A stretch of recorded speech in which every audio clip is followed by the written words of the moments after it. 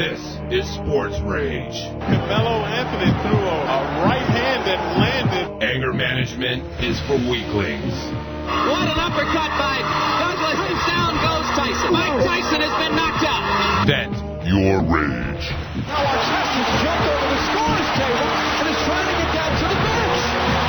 Artesta's in the stands. Fans and players are going at it. The players trying to help each other out. Resistance is futile. Do you want to come play with me? Do you want to know what kind of game I have in mind for you? You don't care, do you? The Rageolution begins now.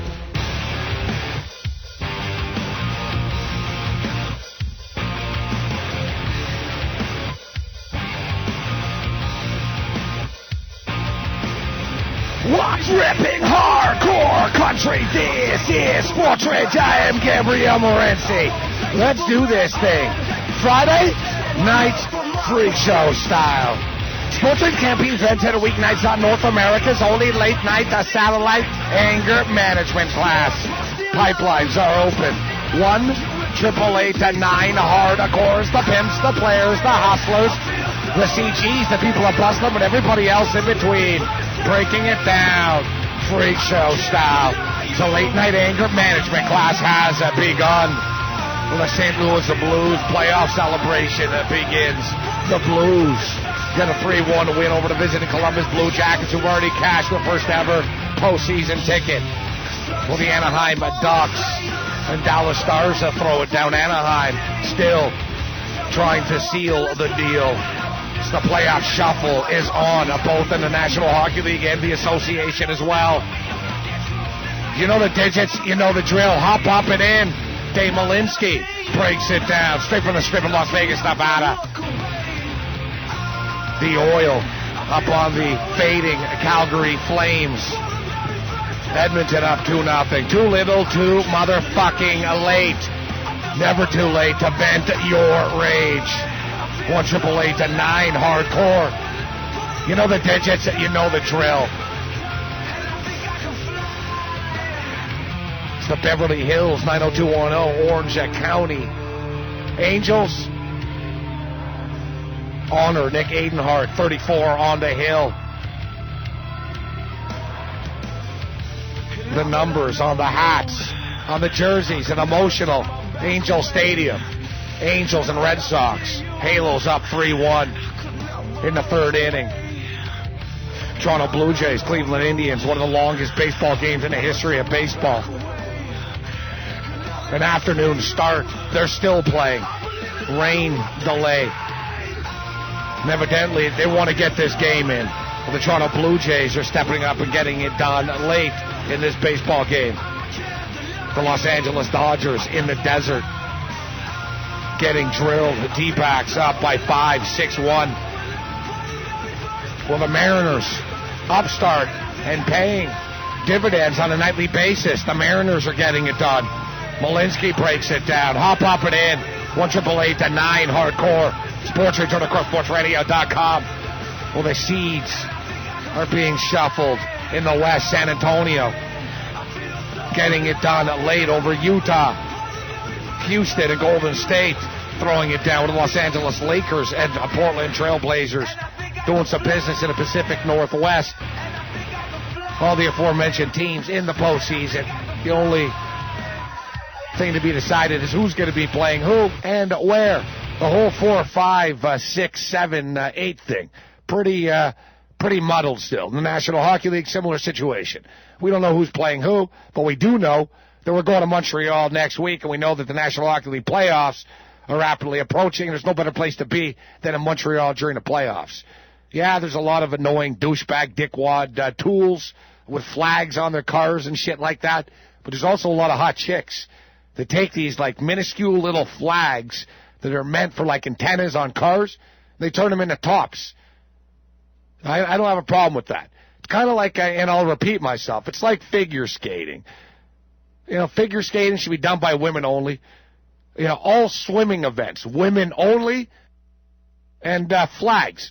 Anybody with a flag on their antenna, douchebag dickwad, well, any chick that wants to wear one of those flags, like as a top, is a hot-ass rockin' chick.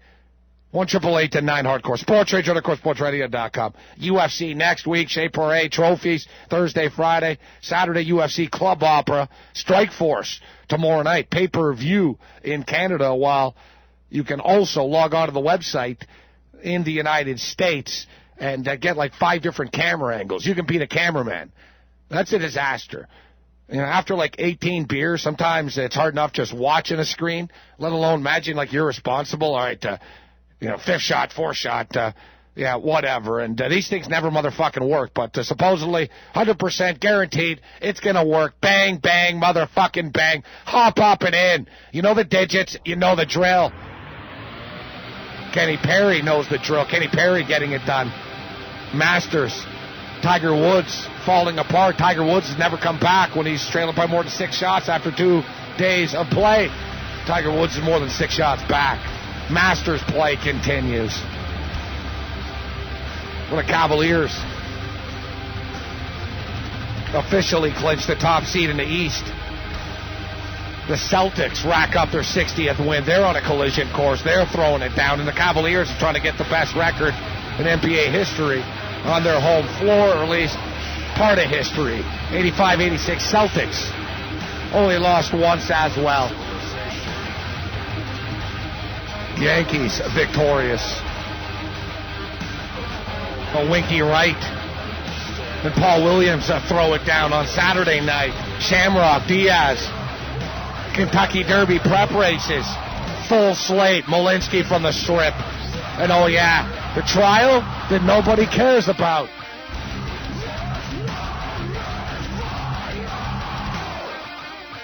Takes place. Absolution, once and for all. Otherwise, we're all going to be drinking like Absolute to forget the carnage of it all. That's amazing. We've literally had like thousands of requests to be on the jury. We've also had thousands of you who are literally and figuratively tainted. Loathing and hatred for both parties involved. Well, either way, it should be interesting. The freak show's begun. This is Sports Rage. Uncensored.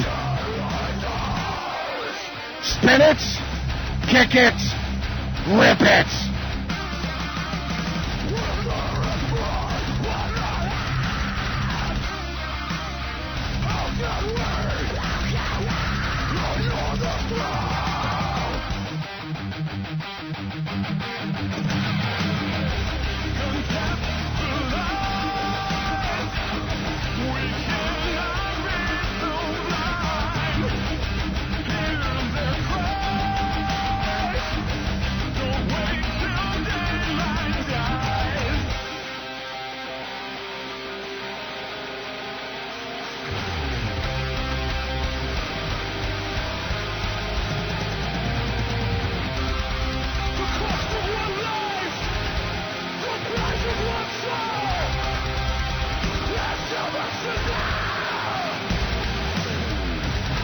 Vent your rage!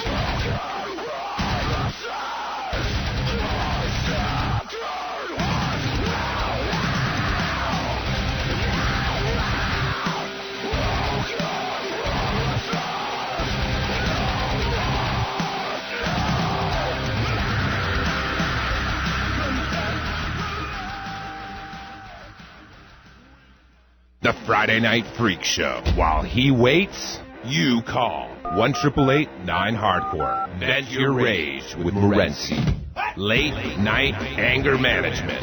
Sports Rage continues on Sirius Channel 98, Hardcore Sports Radio. What makes Pound for Pound Radio the best boxing show on satellite? Opinions, guests, before big fights, after big fights. It's Pound for Pound Radio. Only on Sirius Channel 98, Hardcore Sports Radio.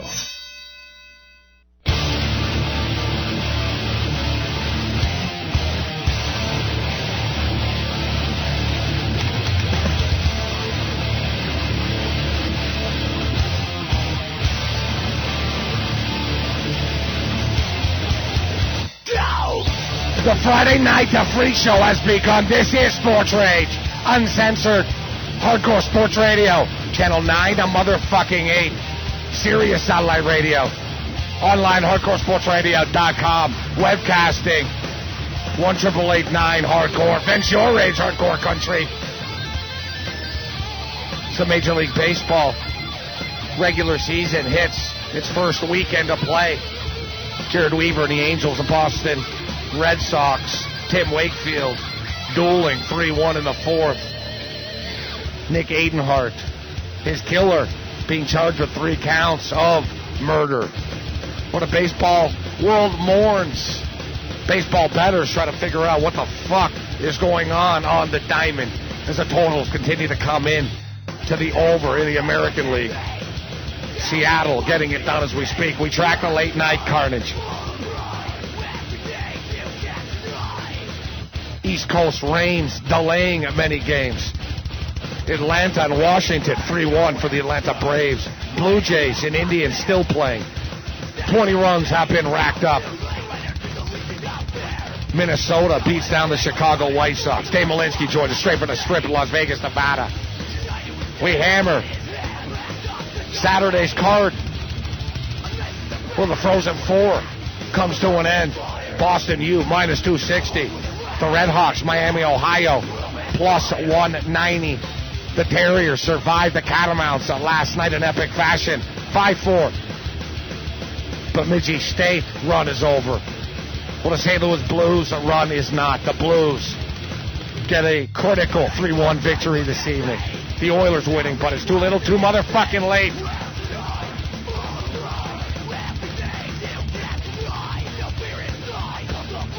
It's one of these weekends where there's a ton of things going on, but there's nothing that is really major that's going to freak people out. Strike Force is cool.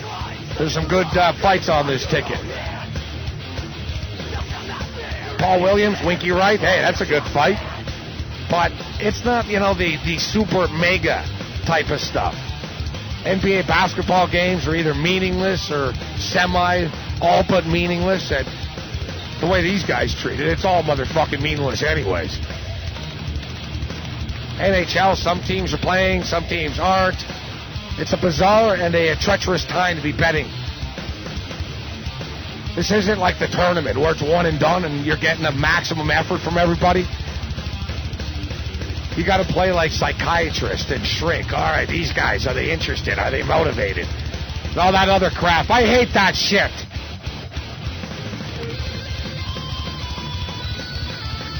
One 888-9 Hardcore. Sports Radio, sportsradio.com.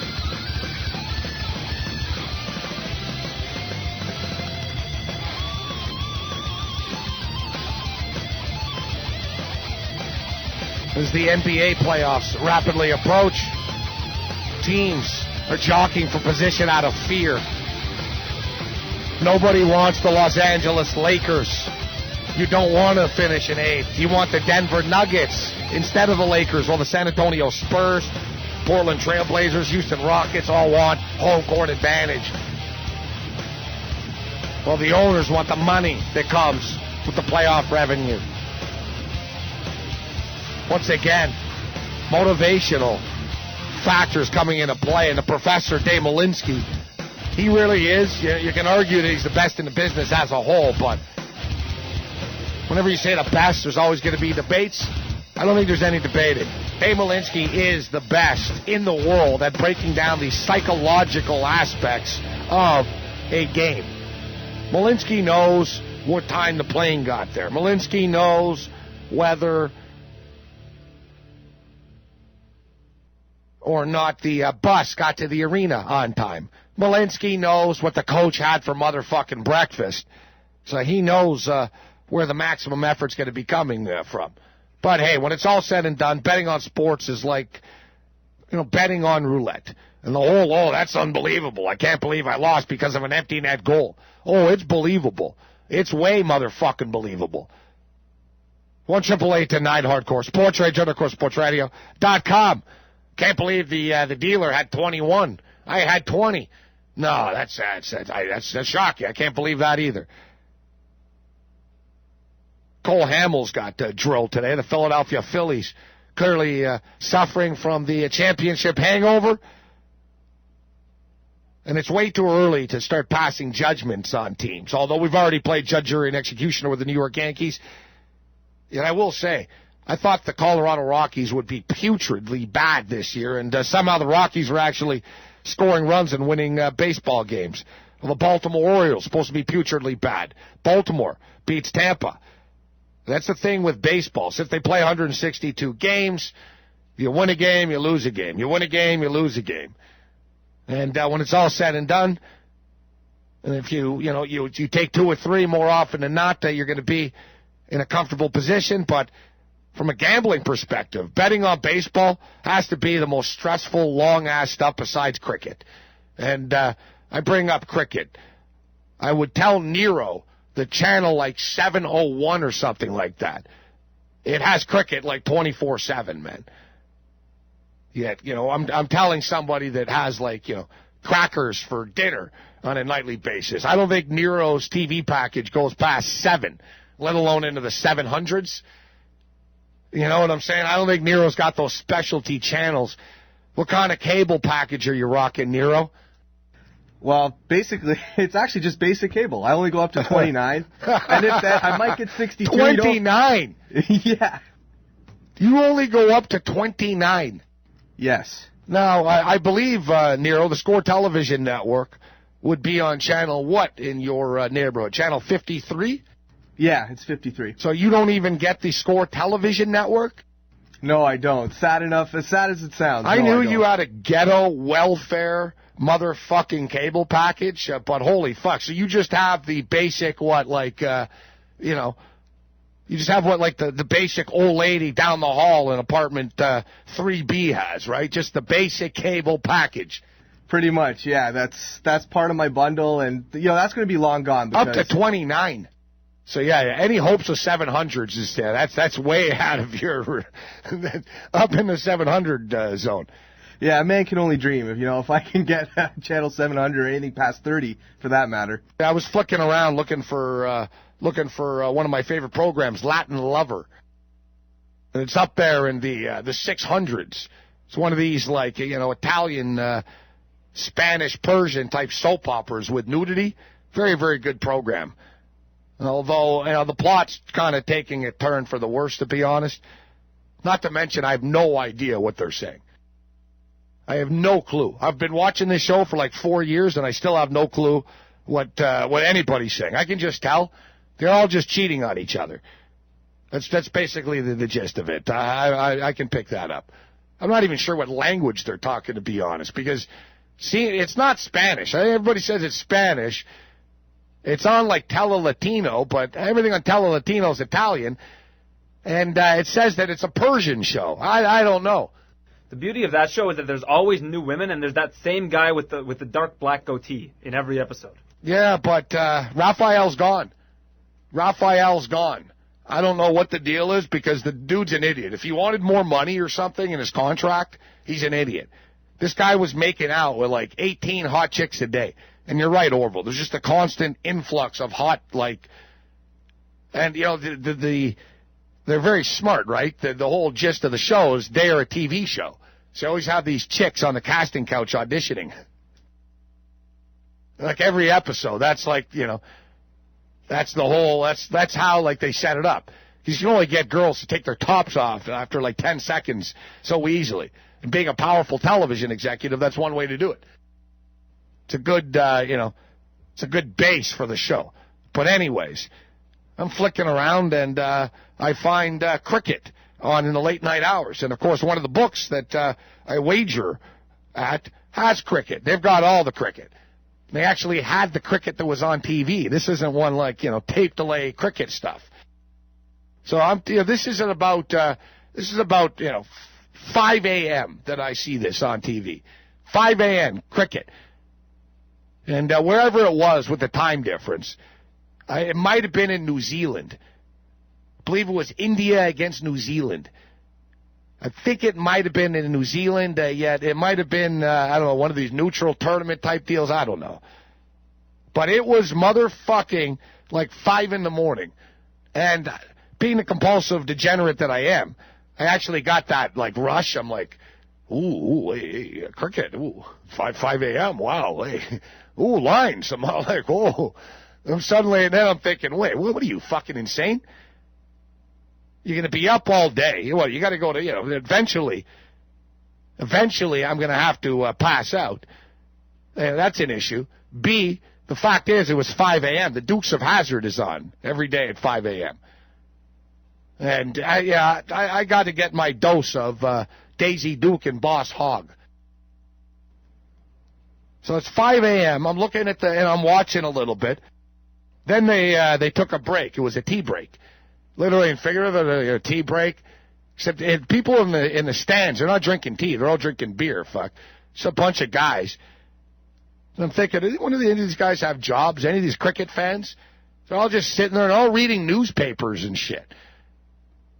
And God bless cricket, man. It comes on, and the announcer starts giving the odds. Halftime odds, who's going to score, and most, bent arm bowling this, and fucking batsmen, over-unders, all brought to you by a sports book. I'm like, man, these guys know what time it is. These guys are on top of it. So, whatever. I pass out watching some cricket.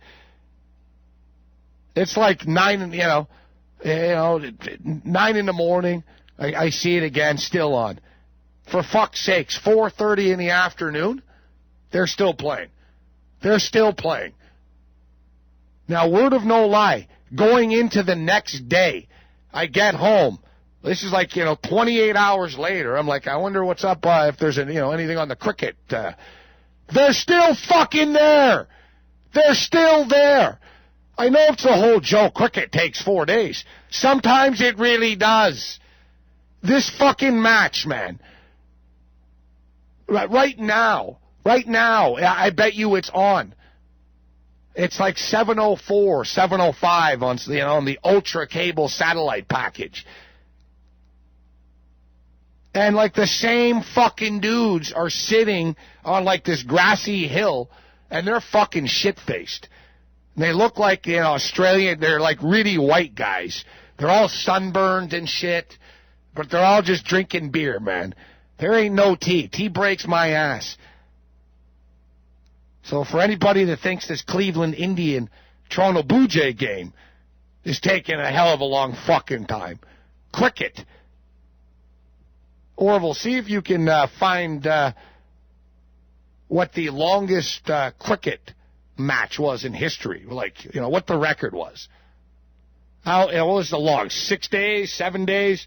There's got to have been some time when these motherfuckers were tied and, they played for like 10 days or something.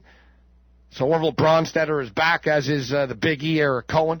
Their extended holidays have come to an end.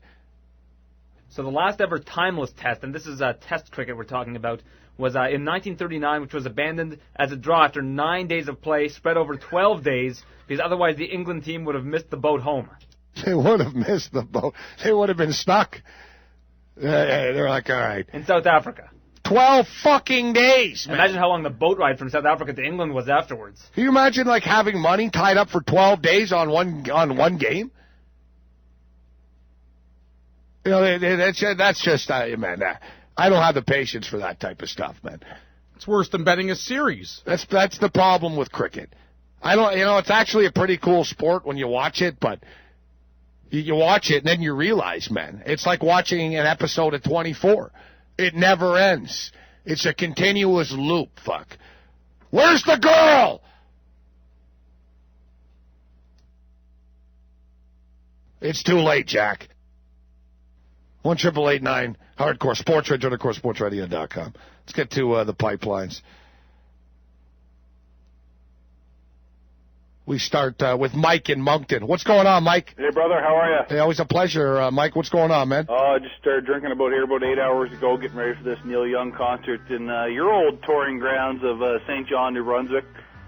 Type of deal, but... Early tailgate, huh? Oh, I guess so. Yeah, you can call it that. But when's the show? On Saturday? It's Saturday night at 7:30. You've started boozing already. Well, it's the maritime way. It is. But Listen, man, I understand there's a bit of a trial going on tonight between Cohen and the Rickster sort of deal, and I don't get into it a whole lot. I'm here for the sports entertainment and the entertainment of the guys. I mean, this whole bullshit that's going on between the two of them and whatever, it is what it is. But I got to say, even though the Rickster, he does appear on Sport Trades more than Eric does, I will say that Eric does supply more to the show. Rickster has to change up his shit, and I'm going to put my support behind Cohen, that sort of thing. And I don't know if you're aware of this. As you can tell by as Mike is stating, Cohen, this isn't actually for money anymore. It's like loser goes home. Yeah. There's only one of you can stay. Because neither one of you will ever let it go. So only one of you can stay. So ultimately, we should have told you that before. Yeah, I had no idea. I know it's late into the game to tell you this. What it was, Gabe. Yeah, it's loser goes home. Well, I'll let it drop as soon as he pays me what he owes me. I don't want to keep the rivalry going. Save it for the trial. Okay. Yeah. Does he owe you what you get paid by this great sport or great radio station? Well, no, he doesn't owe me that. Well, no. Then drop it. Well, be totally honest. I mean, I love you, Cohen. I've been calling in for ages here, supporting your ass. Yep. And Mike, let us remember, I was the one that was going to get the money originally, and I dropped it. And I dropped it months ago. I tapped out. I said, both of you guys, do whatever you want to do. Just, I'm out. And I was ready to drop it until he challenged me again. But, Mike, when you lost the bet to Cam, you paid him the $200 and you sent it here. That's what an honorable man does. It was actually $300. Oh, three and Ludies, that's right. No, but that's what men do. Exactly, I mean, that's my point. That's what men do. What I'm saying is I never had to question when Cam lost a bet to me, he paid me. Yep, that's what men do. So therefore, there's no question. Men against men, there's no question. Absolutely. Oh, I agree 100%. All right, Mike, we got to get to the professor, Dave Malinsky, straight from the Strip in Las Vegas, Nevada. All right, buddy. Can I say one thing? Yes, you can, Mike. All right, it's going to be quick. Dickwad of the night. Same-day courier and this so-called Brian, whoever signs this fucking package that was sent to you guys. I'm going to get down to the bottom of it. Bronsetter's back. He's going to get down to the bottom of it, and I'm pretty pissed off with this whole thing. All right, Mike, enjoy Neil Young. There's Mike breaking it down. Mike sent a package to us. It was evidently signed for, but signed by a mysterious man named Brian. Never got to us. Yeah, we're going to get to the bottom of this on Monday. This is absolute horseshit. Well, I don't really see how we're going to get to the bottom of it. What are we going to do? It's been I want to talk to the person at reception, because who would have signed for it if they didn't just ask for you, if it was addressed to you? If it's addressed to you, nobody should be getting it aside from you. Well, that's a good point, Orville, but there's a lot of things that happen in this world that shouldn't happen, but they do happen. Like the Los Angeles Dodgers giving up a 3-1 lead and screwing over Clayton Kershaw again. Dave Malinsky knows about that. The Professor can be found on the expert page at Covers.com. Dave, always a pleasure. How you doing this evening? Unfortunately, we know a little bit all too well about the Dodgers, who not only hurt us yesterday, but are in the process offensively of giving us a sweat tonight when we didn't think we would have one. And you liked the over tonight in this D-back game, didn't you? Yeah, Arizona has already done their part. Yeah, they've scored 6. The Dodgers, all week long, though, not swinging the bats well at all. And I tell you what, a lot of the Dodger fans are starting to get just a little bit concerned about. When you get guys like Kemp, Ethier, Loney, and Martin all coming up at the same time, there's this huge optimism that, wow, look at this young potential we have. Look at these budding superstars. Well, now we're a couple of years into the careers, and are any of those four going to be much more than maybe just an average day-to-day Major League player? There are some people we talk to that are genuinely worried about that right now. Those players have not developed. Russell Martin did not look good in the WBC. Well, he only played 2 games because Canada got bounced as quickly as they did, Dave, but he looked uncomfortable. There's obviously some injury issues with him, but... Well, take Russell Martin all the way back to the middle of the season last year. because he fell off the table after the All-Star. Yeah, you're right. Struggled in the WBC. He hit a painful 125 in the Padres series. We say a painful because there were some very, very weak outs coming off of his bat. Now, if we take a long, extended look at Russell Martin, since the early part of last year, he hasn't even been an average player. And last year... Keep in mind, by the way, the only run the Dodgers have tonight, an RBI single by Brad Ausmus, considered the worst hitting catcher in baseball, but they put him in the lineup for Martin tonight, and thank God for that. And last year, Dave, Clayton Kershaw, for one reason or another, he found himself in the exact same spot he was in yesterday, basically, in which he'd give up a run or 2 runs, he'd leave a baseball game up 3-2, and he wouldn't get a decision. And I think he pitched relatively well yesterday. And there's something to be said, man. I hate, when batters, I know they should be able to bat. I know they're athletes, but anytime a guy hits the ball and he's running around, they always get tagged, man, the next inning. But that's besides the point. But, the bullpen comes in, coughs it up yesterday, Dave. But what was brutal is, Orlando Hudson leads off the 9th inning with a leadoff triple.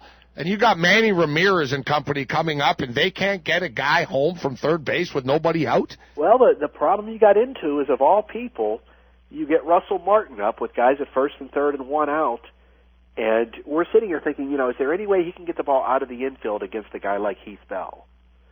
And he couldn't. Just a weak dribbler to the second baseman, easy double play ball, end of game. Martin's bat just looks so slow that we feared that matchup. We needed Ethier in the slot before Martin to be the decision maker. So where some people would have been glad that Ethier drew a walk to get runners at first and third with 1 out, we would have rather had Ethier put the ball in play somewhere, give up an out to get the run home and just tie the game. So it was actually Martin was the culprit in that one. Dave, I don't like whenever somebody passes away in a sporting situation, you often get the cases in which a player's parent will pass away, and I think that's slightly different. But when an active player passes away, we see the parasites are out right now with Nick Adenhart's card up to $80 and climbing on eBay. The parasites come out, and then of course the capper is always, what's going to happen in the next game played? And I don't like looking at it from that point of view because really nobody ever really knows, and there's a million games on the board, so I don't get into that. But with all that being stated, I like Jared Weaver this year, so I got a piece of Jared Weaver tonight against the Boston Red Sox. But man, you talk about a rough week for a baseball team, Dave. The season starts, the home opener on Monday night. A fan gets killed in a fight at the stadium, and then one of their young prospects gets killed, along with a couple of his buddies. Just an awful week for the Angels, Dave. Yeah, and what's funny is, we get asked the questions all day long today in this industry. Everybody I talk to wants to get involved in this game tonight, and it's funny the way they line up. Half the people saying, the Angels are going to be shell-shocked. It's a good spot to play against them. Then I get guys calling and say, you know what, they're going to dedicate this game to Adenhart. They're going to play well. It's baseball. And if you're trying to use emotional or psychological issues in baseball, forget about it. It's good that the Masters is going on this week because we can talk about it in that manner with people. The closest comparison you can use with baseball is golf in terms of performance. Baseball's not a game of emotions. It's a game of precision. It's a game where you have to actually take a deep breath and perform inside yourself. That if you say, okay, I'm going to go dedicate this game to Adenhart, think of what the typical player does. Let's say if you want to use the right fielder as an example. You might get 4 or 5 balls hit to you the whole game.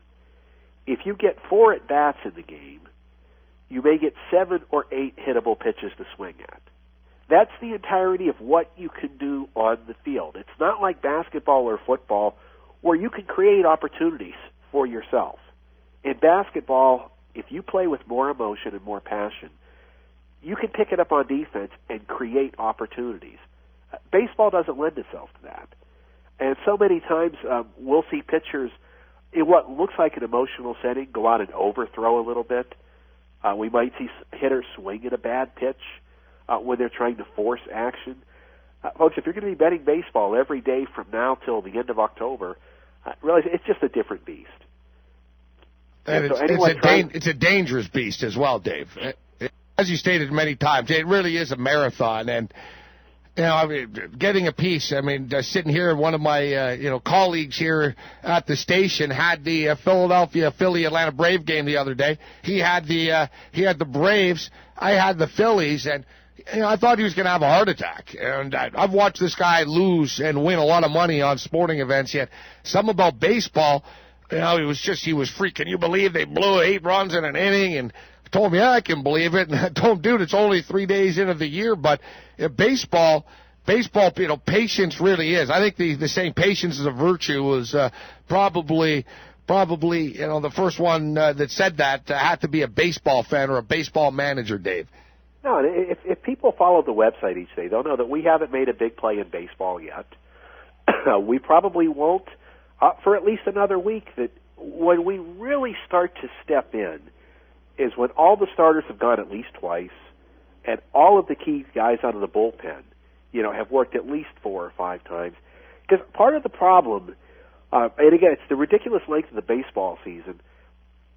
Why are you having home games in Cleveland, in Baltimore, in New York, in Boston, in Detroit, in these cold weather places in early April where, guys go down to Florida or Arizona for spring training. They get a month working in 80-degree temperatures. Now they come back, and pitchers have to throw when it's 50 degrees.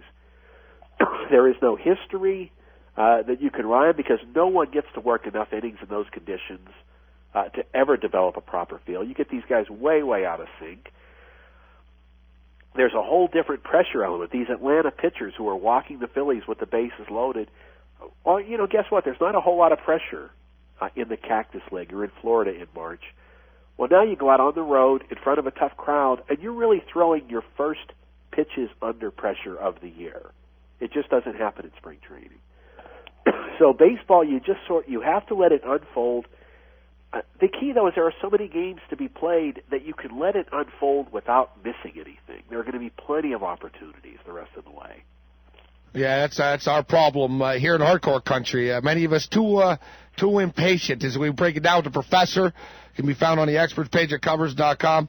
So I'm looking at Saturday's board, Dave. A couple of interesting pitching matchups. Doc Holliday and Cliff Lee, the Blue Jays, and the Indians in the never-ending baseball game this evening. They throw it down again tomorrow. The Philadelphia Phillies struggling, and got De La Rosa, and you've got Brett Myers on the hill tomorrow. Right now I see a total set at 10. Almost seems too obvious that this game goes over the number like it did today. It did today, but it all came from one side of the equation. We're not going to see nice weather in Colorado. It's not, Coors Field is an entirely different place when you get into June, July, and August when the temperature picks up. So I'm not sure if it's hitter's weather yet, but one of the things we do every year in baseball is we have a drawer on our desk. It's just a metaphysical thing we're talking about. And guys like De La Rosa, who are so inconsistent, we tell people we just stick him in the drawer. That if someone is very erratic and we can't find the pattern to it, we don't have to play. And over the course of the year, if De La Rosa gets 25 or 30 starts, we may not have one side or total play the whole time in one of his games. Vicente Padilla was that guy for me, and he still is. I've just given up on that guy. I've given up with this guy because I lay a nickel down against him, and the guy pitches a 6-hit 2-run gem, and then the one time you count on him, he gets rocked for 8 runs in 3 innings, Dave. Yeah, we've got an awful lot of people out there like that. One of the big question marks is the guy you just mentioned, though. What on earth do we do with Cliff Lee this year? That if you've studied baseball, what he did last year, you can almost make a case that it was the single most out-of-character season by any player in the history of the sport. That if you look at the totality of Lee's career and what he did last year, I don't know if there's ever been a season where a player stepped that far out of character and stayed that strong. So what do we do now? He had an awful time in spring training. He got just pounded by the Rangers earlier this week. At some point, do we take 2008 and just put it off to the side, or even hit the delete button and say, okay, we're back to the old Cliff Lee, who was a good pitcher, a little above average, but nowhere near the guy that was out there last year. So we're not likely to bet the game tomorrow, but we may watch Lee throw the baseball closer than teams that we will bet on tomorrow, to see if we can learn a little tip-off for later. And how about the total here, Dave? Out of reputation alone with Doc Holliday and Cliff Lee on the hill, I see an overnight number at 8. Blue Jays bats, these guys are swinging the stick very loose right now. No expectations. Cito Gaston was very good at taking the pressure off. He told everybody in spring training, well, it's going to be a tough year this year for us. I think, he was really setting the table. Cito Gaston, and, an underrated manager, in my opinion. He has these guys playing a hell of a lot looser than John Gibbons did. I see a total at 8. Cleveland has a couple of bats, and Doc Holliday, with all due respect to him, he did get rocked for 5-6 runs in the home opener the other night for the Blue Jays. Yeah, I've got to see a little more from Lee first before I know where to go with this, because it also looks like it's probably going to be pitcher's weather, temperature-wise, there tomorrow. But I'd rather see one more game out of Lee before we decide where to go with him. We would be afraid, from a timing standpoint, that it could be a snapback game for him tomorrow if he really does have the stuff he had last year. So it's like we're going to say so many times this early in the year, we're not in a hurry to get to much of anything, but we are in a hurry to analyze and follow. And I think that's what gets some people in trouble from a handicapping standpoint, is when they're not playing, they're also not following as closely. But, boy, when we're not playing, we're still digging for every little detail that we can get, anything we find that we might be able to use the next time out. And, I've finally learned to do the same thing. I've been watching a lot of the bullpens as well. Tomorrow, there's a lot of pitchers in which, Dave, it's exactly what you were just talking about. Here's the prototypes. Bartolo Colon. We've heard a lot of good things about Bartolo Colon recently, and spring training was pretty good for him. He's in better shape reportedly, but I got to see it to believe it. And Brad Penny with the Boston Red Sox, another one. Brad Penny's another one of these enigmas, isn't he, Dave? I mean, his teammates hate him, everybody hates him. He's got great stuff, but really, is he ever going to be better than a 500 pitcher? You know what? He could end up being a steal, though, for the Red Sox. In that he's not being asked to be the lead man in a rotation now, which sort of flattens your ego out, by itself. But one of the things we've liked about the Red Sox the last couple of years, they get a lot of credit for the talent that's on hand and the games that they win, but, they do a lot of smart things. They play smart baseball. When Manny Ramirez got a little too far out of line, they decided it was time for Manny to go in terms of disrupting the program that they have going on there. If there's an environment in which Penny might be corralled a little bit, it could be in this particular situation. He can end up being a steal for the Red Sox this year. Dave, before we let you go, I want to get your quick thoughts on the NBA board over the weekend, but is there anything on the baseball diamond we're taking a look at tomorrow? I think there is one that we may get to. If you saw Felix Hernandez the other night against Minnesota, boy, he was good. And it's one thing to look at the box score and say, well, he didn't give up much. Now, if you saw the way he pitched, there were very few good swings the entire game. He was lights out in the WBC as well, Dave. Yeah, I think you're going to be able to buy Hernandez. The price we see tomorrow is not the price that we will see later in the season for Hernandez against the same team and the same opposing pitcher.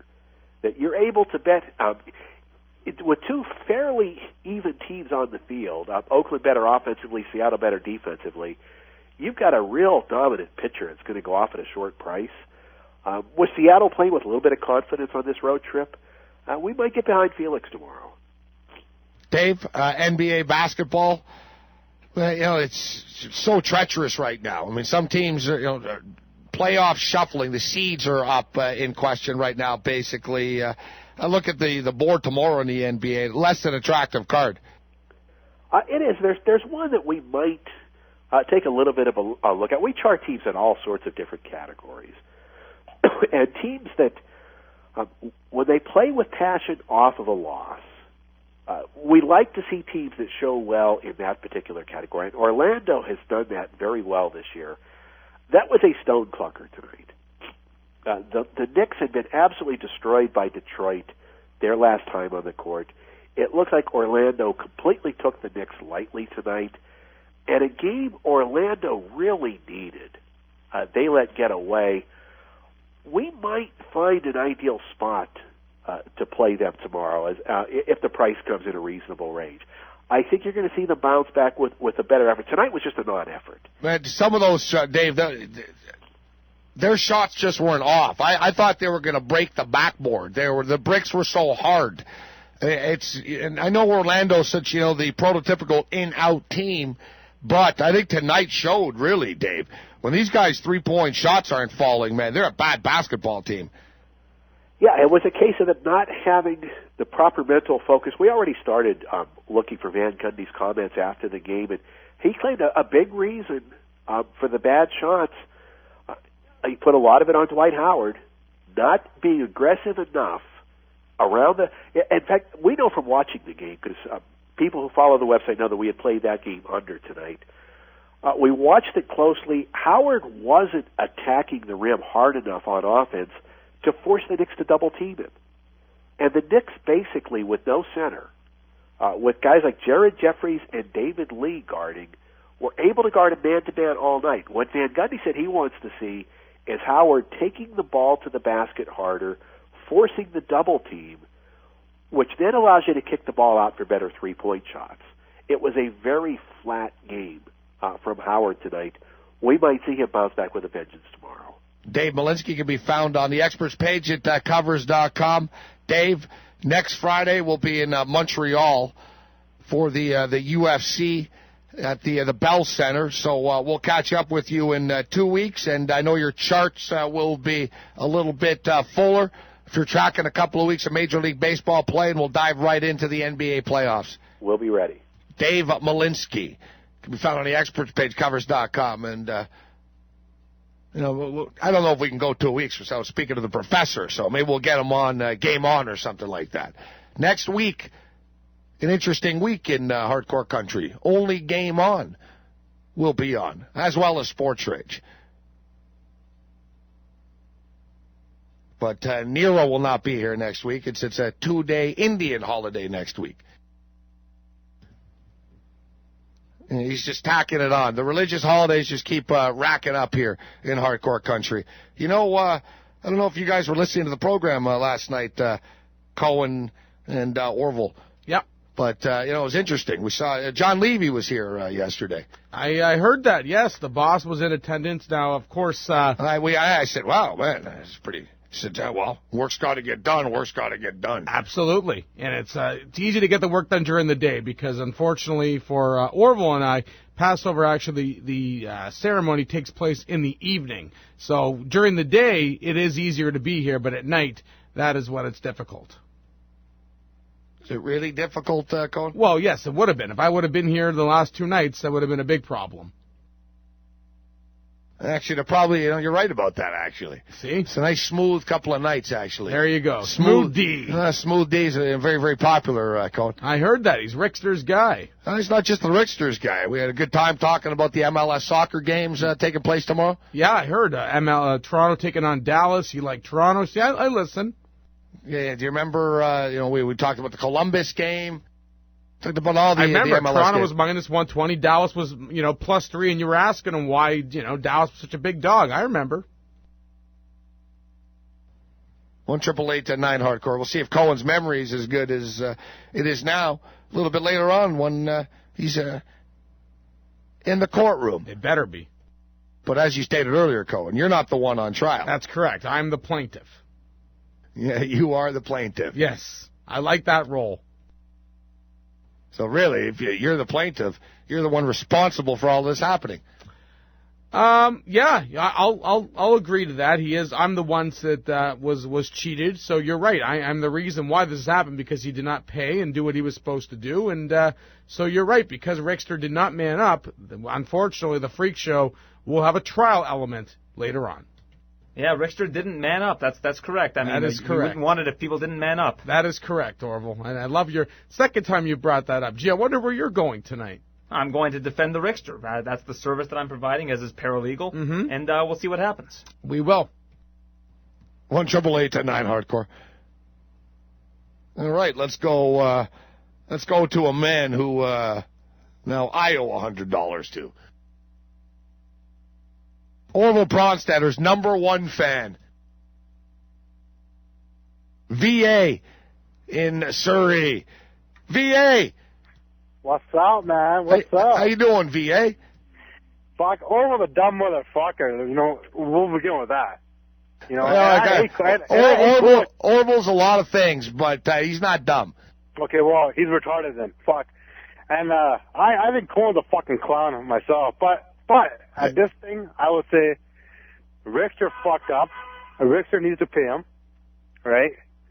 And Orville is like representing a fucking rat, which makes him a fucking PC fucking goddamn lawyer. So fuck Orville. Hey, VA, is there anybody you do like? Maybe you can give them a shout-out. No, I think VA's doing just fine. Hey, Nero. Hey, is Nero there? Yo, what's up, man? See, I like you because you're an Indian guy. Fuck, you know? Nice. The Indian guys gotta stick together. That's for sure, man. And Gabriel, did you put money on the Indian team or New Zealand? No, I didn't bet on it because I knew it was going to take like 2 days, man. So I didn't bet on it. That was fucked up on your part because you should have bet the Indian team probably. I would have bet on India. Easily, you fucked up on that. Yeah, if it was rugby, I would have bet on New Zealand. And you know what? I like a lot of guys here, but the thing is, honestly, Rickster, he's got to go, man. He's got to go, or he's got to get suspended, or he's got to... Like, Gabe, you're running your fucking show down the fucking, down a fucking wrong fucking mountain here. It's going down a tube right now because of this dumb fuck who everybody hates. But, you know, again, the guy does bring some kind of fucking, people get into this shit. People love tabloids, so I guess that's why everybody listens to this shit. But the guy's a piece of shit. He told fucking Cohen he's going to pay him 2 weeks ago. He told him, I'm going to pay you 2 weeks ago. I'm sorry. He's pretty much said he's going to off himself. And then he comes back a week later, I don't know, fucking high on fucking Zion's fucking energy drinks. And fucking, he goes, I want to fucking get a trial. I mean... Yeah. Here it is, VA, right here. I want to say something to Cohen here. Cohen, you're going to get your money in 2 weeks, okay? Oh, thank you, Rickster. I appreciate that. Thank you. All right. So, anybody in hardcore country don't believe me, it will happen. Good call, VA, right on cue. Thank you, Cohen. Cohen, you the man. Thank you. Just for that. I wasn't a fan of Cohen. I thought Cohen was a fucking I didn't realize piece Cohen of was shit. in session, Gabe. Oh, VA brought up a point. That's all. That's inadmissible. All right, you just tainted it. You just, Call it what you want. But hey, I will say, I got a personal lawyer back here in Surry, BC, and anybody in BC is gonna know. His name is Marvin Stern. I'm gonna give a little hype to Marvin Stern. He's a Jewish guy, but you know what? The guy, I've been charged a lot of time in my lifetime. Every time, not guilty. I got no criminal record. I fly wherever I want to go. So fuck it. I'm down with the Jewish guys, man. You know what? End of the day, you get off. So fuck. Let it be. It is what it is. But Orville representing a rat. I know. Even my own lawyer told me. He goes, a guy representing a rat.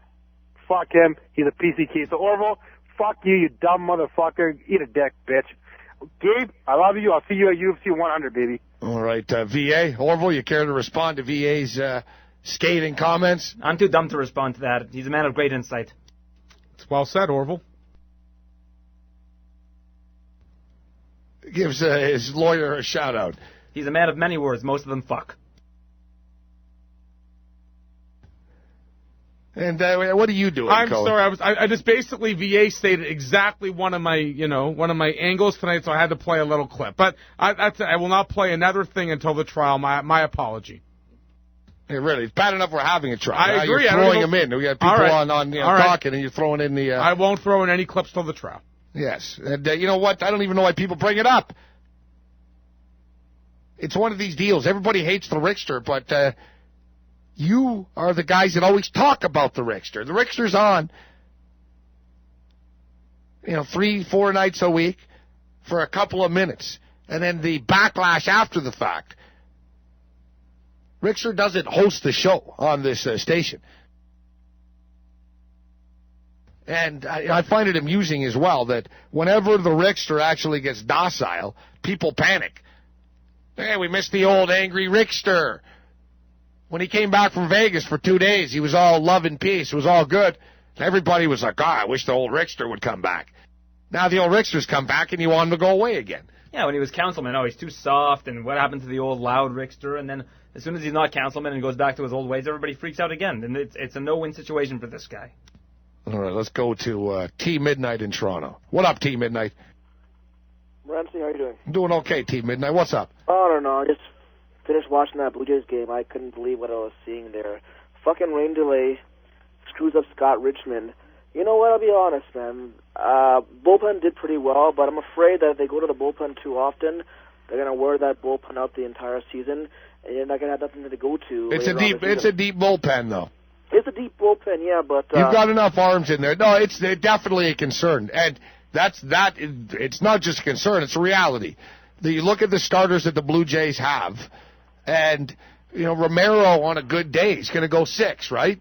Well, you've got guys that are going to go 5 1/3. You're going to go on a good day, man. Cito Gaston will take that if he can get 6 innings from the Richmonds and Romeros of the world. Well, yeah, that's true, but hopefully they don't wear them out. Because, like I said, the only game, we're not even 10 games into the season, and I just worry about having to burn them out so early. But if one guy knows how to use the bullpen to its full potential, I'm pretty sure it's Gaston. But I just want to get your opinion on one thing. Who do you think is the best 5-tool player out there in the major leagues?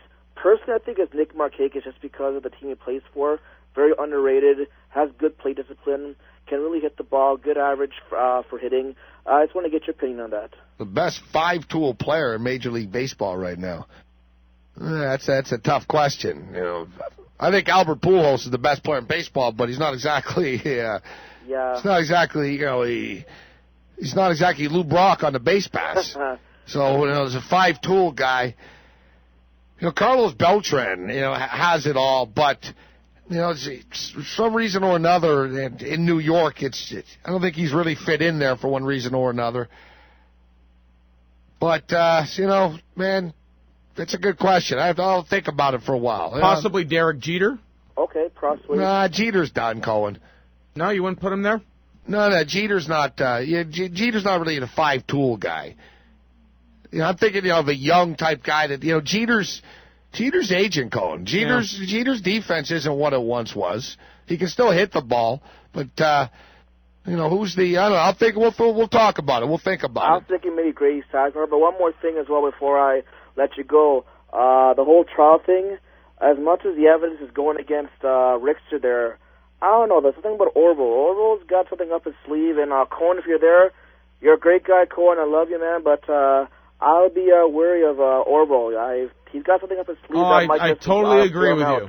Totally agree. The Orville's very crafty, and I won't take him lightly. T-Midnite in Toronto. So 5-tool baseball player. It's a good question.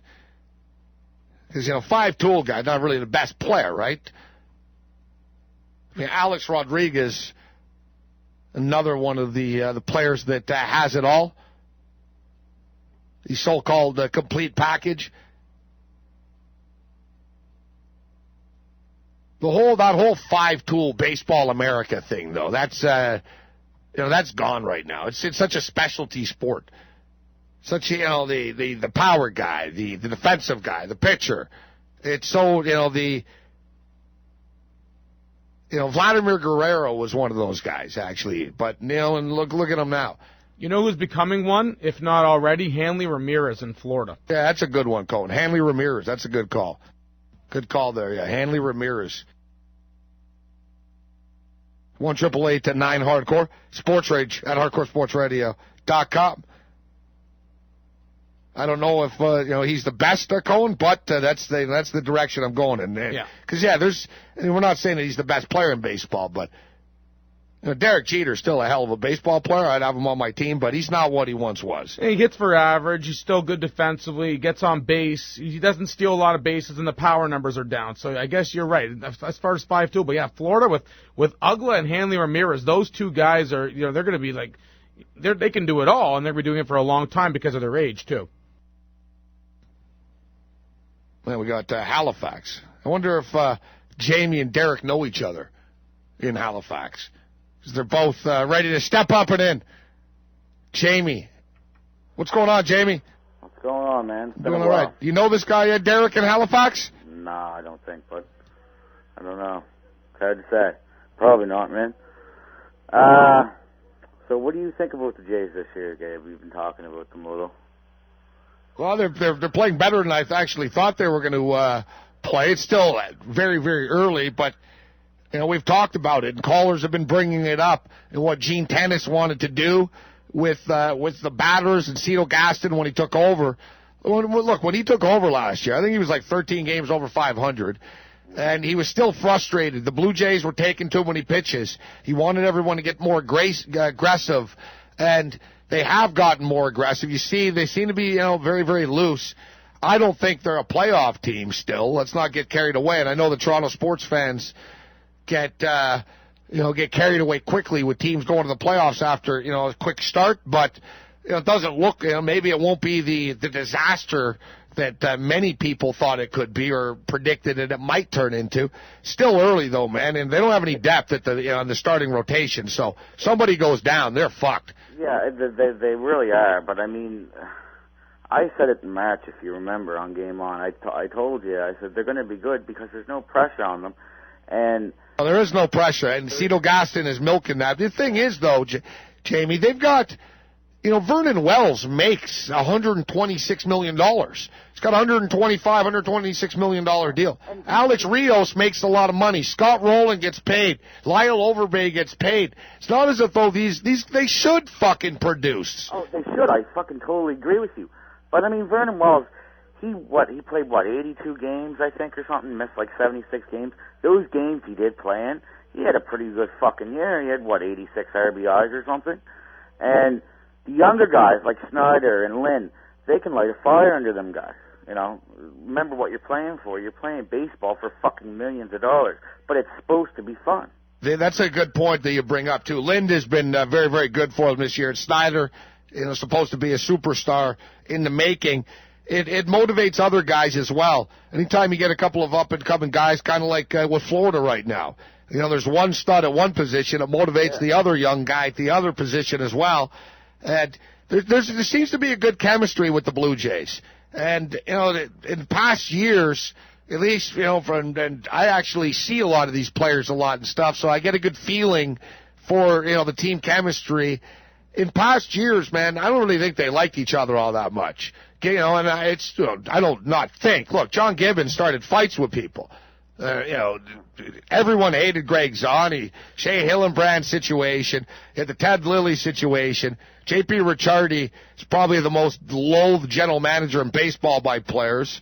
Nobody, they knew that Gibby wouldn't get hired anywhere else as a manager, but he was there because of Ricciardi. And now you got Cito Gaston there, and it seems like they have somebody they can look up to and respect, and they're playing like it right now. And they also have their old batting coach from 92 and 93.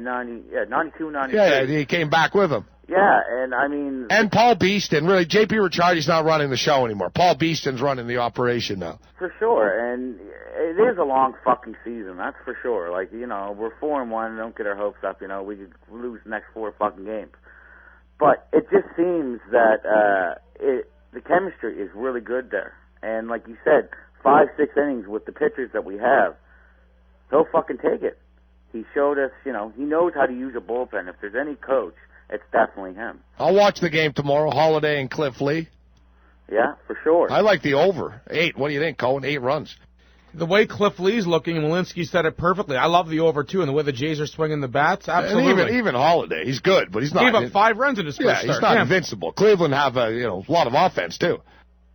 Well, what do you say, Gabe? If everything falls in play with them, how many games do you think they win this year? Well, before the season started, I said they were going to win 77. And the win total, according to the lines makers, was 79. Last year, I can't even really believe that they won 86 games last year. So and again, right now, I don't want to be one of these flip floppers after a fucking week, but it looks like they could play above 500 baseball. But the offense has to carry them. If they can score, really, if they in the American League, let's be honest, in the American League, you need to be able to win like you do today. You need to be able to, win these 13-7 games. You need to be able to score 10 runs. And in past years, the Blue Jays couldn't do it. But now with Lynn, with Snyder, with a healthy Vernon Wells, with a more confident Rios, if Overbay can get his fucking act together, they can score some runs, this team. Yeah, and not to mention they're in Halifax too, eh? Yep. So, it looks like it could be a good season. It's early yet.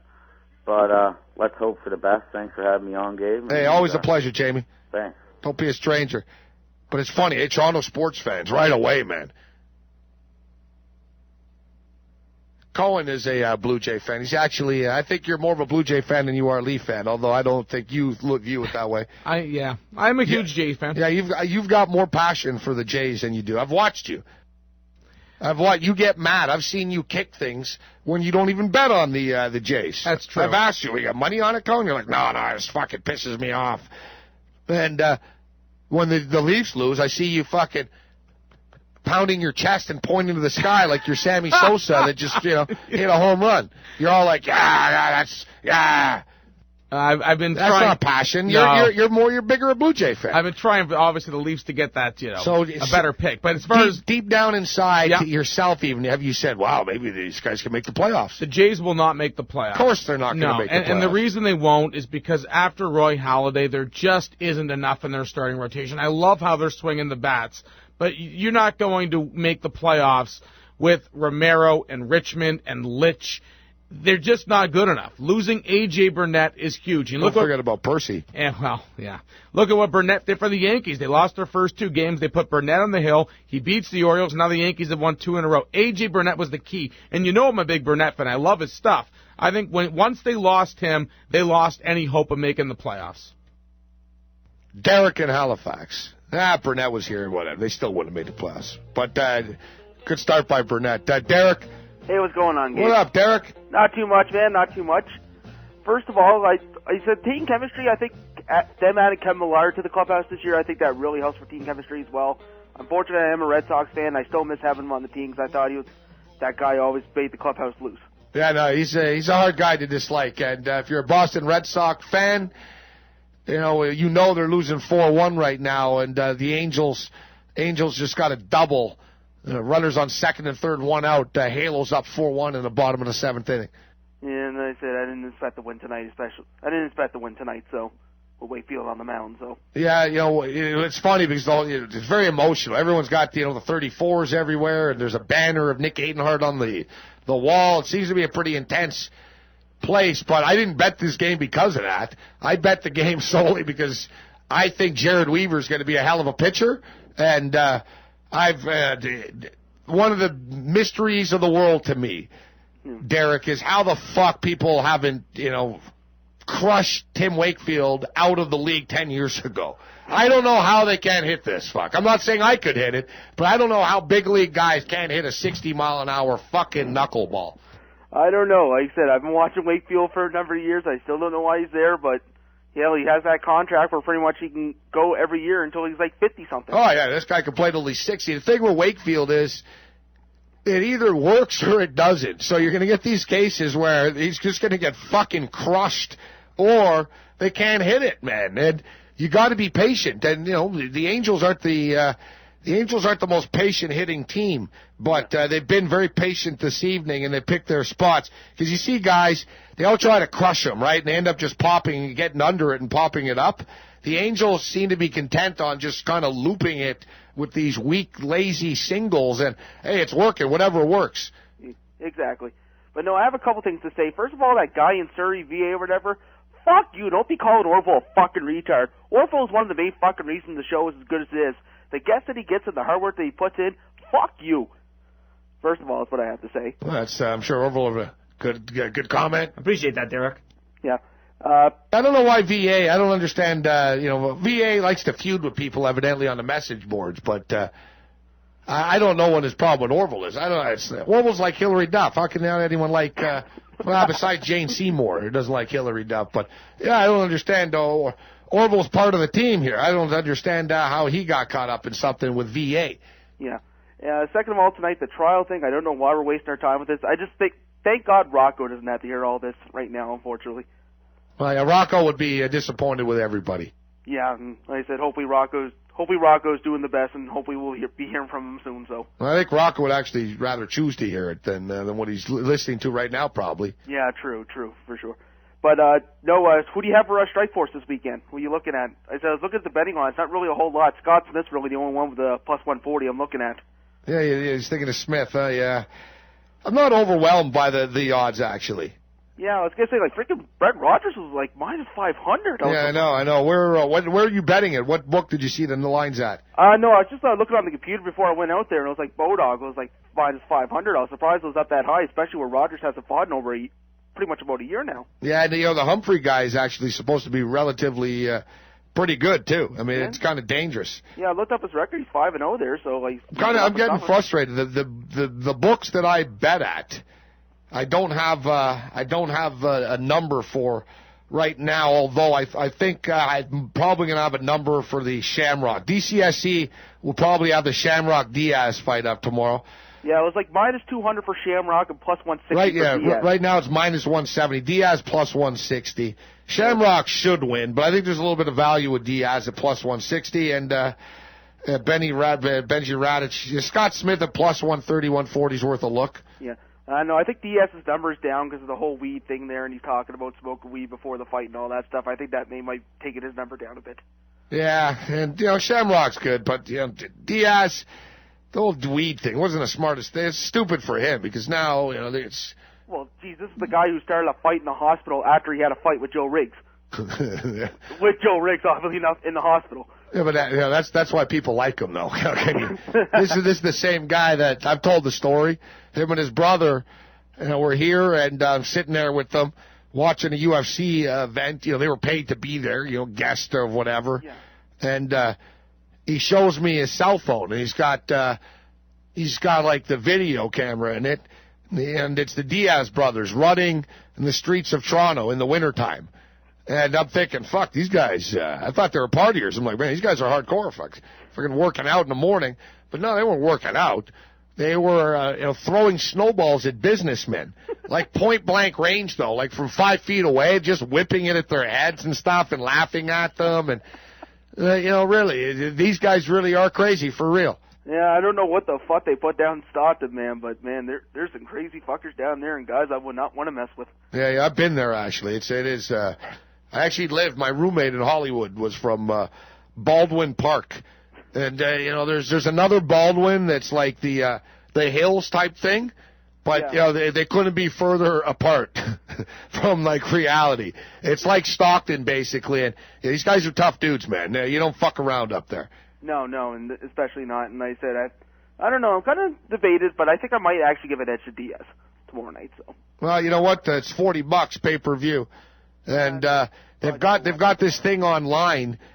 But I don't know. I think it's U.S. only, actually, because it's $24. And you get it online, and you can watch it for a week. But they have, like, special cameras backstage. Good idea, if it works, because none of these things ever work. They've got, they got special cameras backstage. They've got 5 camera angles that you decide what angle you want to see. So you're kind of your own cameraman. So, it's pretty cool. This is where sport is going. Always a pleasure, Derek. Enjoy the fights.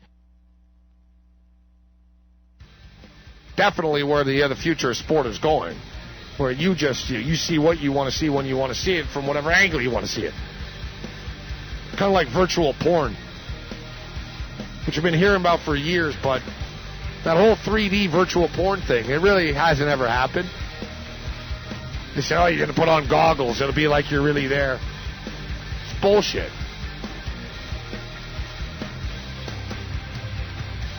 Well, dog's dream one day will arrive.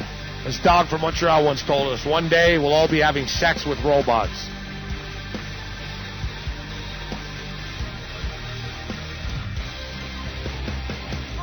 we want to...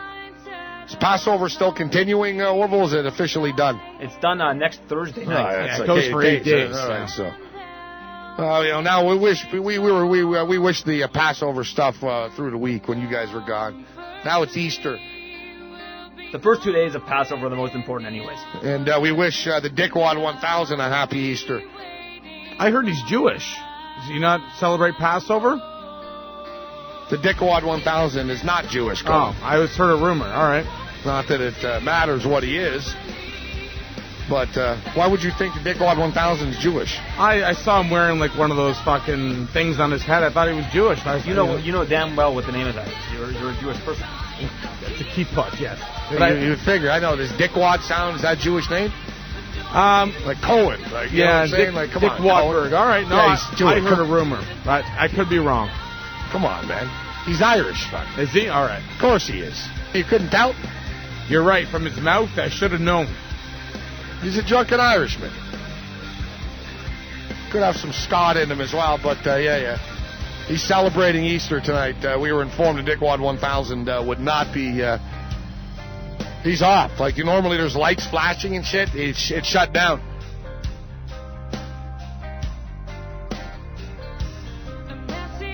Now, the Dickwad 1000 was with us throughout the week, Cohen. That's true. He was Jewish. He wouldn't have been here for 2 nights. Staters. I'm sorry, it's my bad. You're right. I didn't think of that. I thought you said you listened to the program last night. I heard Dickwad 1000. I just thought maybe he skipped out to come in and do his thing, but I guess, no, you're right. He's just off for Easter. Dickwad 1000 really, he raised his game last night, too.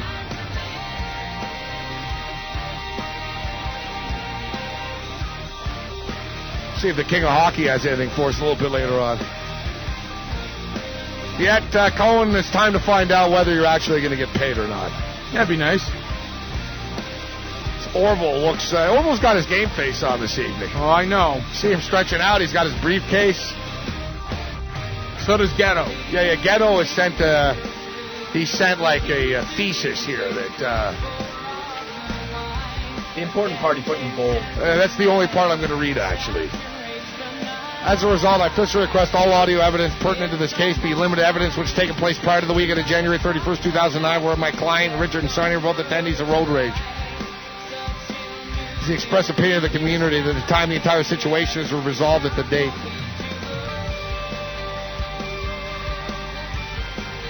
I am aiming for a 1 hour, 3-minute intro, 3 to 5 minute speculation breakdown. I don't want to break your heart here, Ghetto, but just know. The rules will be laid out in the... you guys better pick your best pieces of motherfucking evidence. Like, don't wait, I had something else? No. 6-1 Halos. 3-2 Ducks. It's the OC parlay. Cohen, the stadium and the arena right beside each other. They're right there. You can, right now, hockey game ending, you can stroll over, you can see both. Yeah, the baseball game's in the 8th, but you're right. I mean, you can do, if the day game and night game, you're right. It's easy to do. It's right there at Disneyland or Disney World, whichever one it is. I believe it's Land in California. Yeah, it's a big ripoff. Resolution continues. Bring it. This is Sports Rage Uncensored. The free show continues.